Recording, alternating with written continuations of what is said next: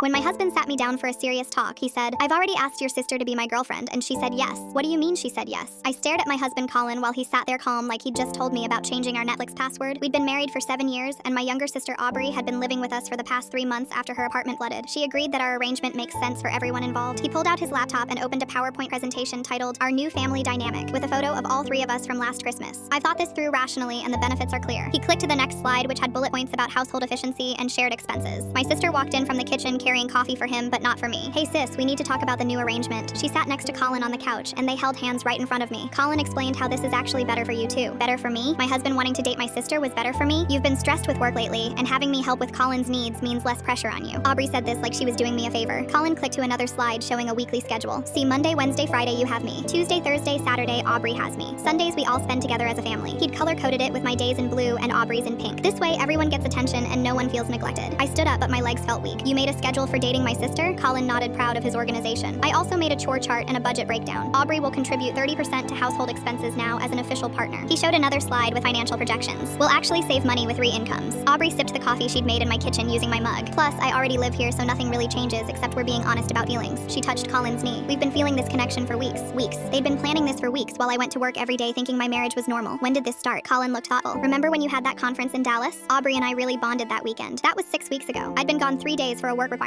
You slept with my sister while I was at a conference?" They both laughed like I'd said something ridiculous. "We didn't sleep together. We just talked about our feelings and realized we're compatible." Aubrey added quickly, "Colin would never cheat. That's why we're doing this ethically." Ethically. They kept using that word. Colin pulled out a printed document. "I found this polyamory agreement template online. We just need to sign it to make things official." The document was 20 pages long with sections about date nights and intimate boundaries. "You already filled in our names." I noticed the date was from 2 weeks ago. "We wanted to be prepared for this conversation," Aubrey said while scooting closer to Colin. "What about our marriage vows?" Colin flipped to another slide showing statistics. 20% of couples try ethical non-monogamy. "We're actually being progressive." Aubrey nodded. "In some cultures, sisters share husbands. It's totally natural." She pulled out her phone. "I already joined some online groups for sister wives." Colin showed another slide with a house floor plan. "I'm thinking we convert the garage into a second master suite. That way, everyone has privacy." He'd already priced out contractors. $18,000, but worth it for our new lifestyle. Our savings had $18,000 exactly. "You want to spend our entire savings?" Colin corrected me. "A bedroom for my second partner. We need to stop thinking in terms of possession." Aubrey stood up. "I know this is a lot, but we're trying something new and beautiful." She put her hand on my shoulder. "We're in love whether you accept it or not." That's when I smiled for the first time. "You know what? You're absolutely right." They both looked shocked at my sudden agreement. "Really?" Colin asked, suspicious. "Really. In fact, why don't we call my dad right now and tell him the good news?" Aubrey went pale. "Why would we call dad?" I pulled out my phone already dialing. "To tell him about your new relationship. I'm sure he'll want to know." Colin looked confused, but Aubrey grabbed my phone. "We don't need to involve parents yet." But dad already answered on speaker. "Hey sweetheart, how's everything? Full story on channel. Link below."